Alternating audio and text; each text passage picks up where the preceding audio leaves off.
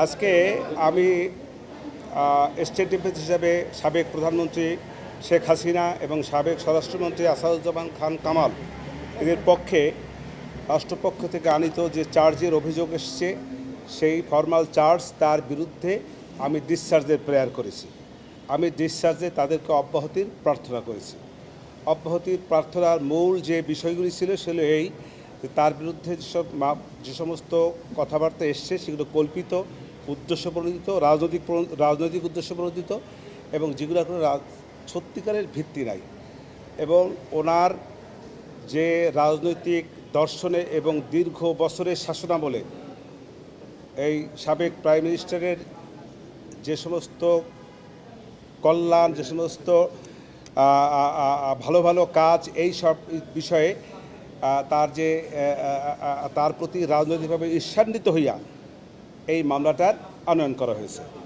আমার যুক্তিটা হলো এই যে প্রথম কথা হলো যে সে রাজাকারের নাতিপুতির যে বক্তব্যটা এসছে, সাবেক প্রধানমন্ত্রী রাজাকারের নাতিপুতি এইভাবে উনি বলতে চান না এবং বলেনও নাই।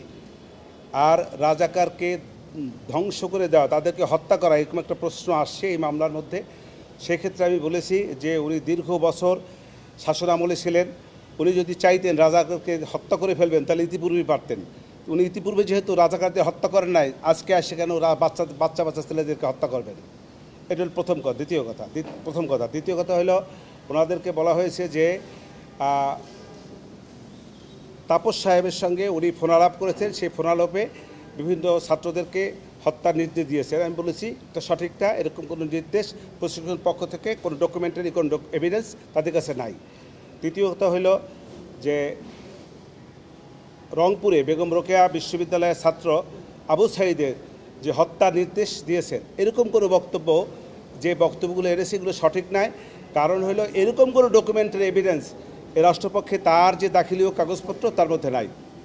আর 4 এবং 5 নম্বর যে অভিযোগগুলি সেইগুলি বেলা 5টার, উনি তো বেলা 2টার, ওখানে বলা হয়েছে 14 আগস্ট থেকে 5ই আগস্ট, হ্যাঁ 14 জুলাই থেকে 5ই আগস্ট 2টা 30 বোধহয় সম্ভবত, পারহ্যাপস, হয়তো একটু ভুল হতে পারে, সেইখানে মধ্যে ঘটনা। অতএব ওই দিন তো সে তো বাংলাদেশেই ছিলেন না।